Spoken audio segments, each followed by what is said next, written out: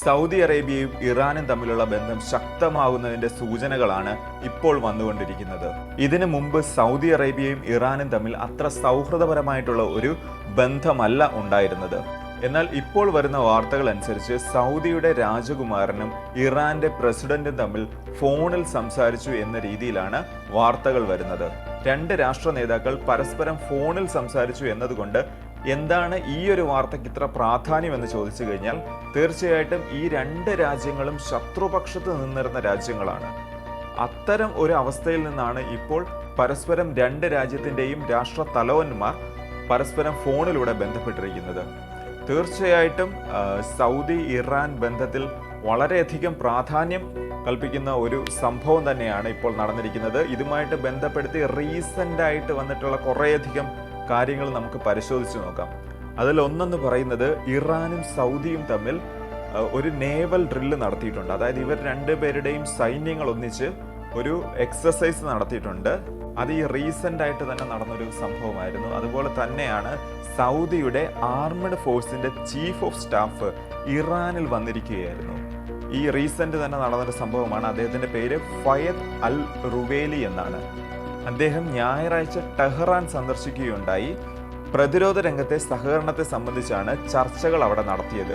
ഇതെല്ലാം ചൂണ്ടിക്കാണിക്കുന്നത് Saudi Iran ബന്ധം കൂടുതൽ ശക്തമാകുന്നതിനെ കുറിച്ചാണ്. എന്നാൽ ഈ രണ്ട് രാജ്യങ്ങളുടെയും ബന്ധം ശക്തമാകുമ്പോൾ ചങ്കിടിപ്പ് കൂടുന്ന ഒരു രാജ്യമാണ് ഇസ്രായേൽ എന്ന് പറയുന്ന രാജ്യം. തീർച്ചയായിട്ടും ഇസ്രായേൽ എന്ന രാജ്യം സൗദിയുടെയും ഇറാന്റെയും ബന്ധം ശക്തമാകുന്നത് ഒരിക്കലും ആഗ്രഹിക്കുന്ന ഒരു കാര്യമേ അല്ല. അതിനിടെ ഇസ്രായേൽ നടത്തുന്നത് വംശഹത്യയാണ് എന്ന രീതിയിൽ സൗദി രാജകുമാരനായിട്ടുള്ള മുഹമ്മദ് ബിൻ സൽമാൻ അഭിപ്രായപ്പെട്ടു.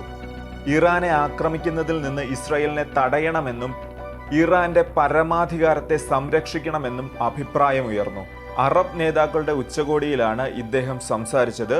അതുകൊണ്ട് തന്നെ നമുക്ക് പറയാൻ സാധിക്കും, സൗദി ഇറാൻ ബന്ധം കൂടുതൽ സ്ട്രോങ് ആകുന്ന ഒരു ലക്ഷണമാണ് ഇപ്പോൾ കാണുന്നത്. ഇറാൻ സൗദി ബന്ധം കൂടുതലായിട്ട് ഇനി വരും ദിവസങ്ങളിൽ ശക്തിപ്പെട്ടാൽ, അതിനുള്ള സൂചനകൾ കാണുന്നുണ്ട്. എന്നിരുന്നാലും അത് കൂടുതലായി ശക്തിപ്പെട്ടു കഴിഞ്ഞാൽ തീർച്ചയായിട്ടും അത് ഏറ്റവും കൂടുതൽ ബാധിക്കാൻ പോകുന്നത് ഇസ്രായേലിനെ തന്നെ ആയിരിക്കും.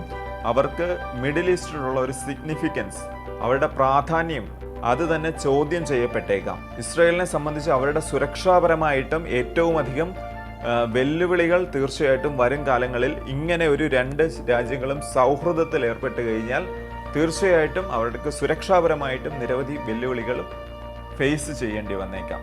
എന്തായാലും വരും ദിവസങ്ങളിൽ മാത്രമേ നമുക്ക് പറയാൻ സാധിക്കുകയുള്ളൂ സൗദി ഇറാൻ ബന്ധം ഏത് രീതിയിൽ മുൻപോട്ട് പോകുമെന്ന്. അത് മിഡിൽ ഈസ്റ്റിൽ എന്തൊക്കെ മാറ്റങ്ങൾ വരുത്തുമെന്നുള്ളതും വരും ദിവസങ്ങളിൽ കണ്ട് തന്നെ അറിയേണ്ട ഒരു കാര്യമാണ്.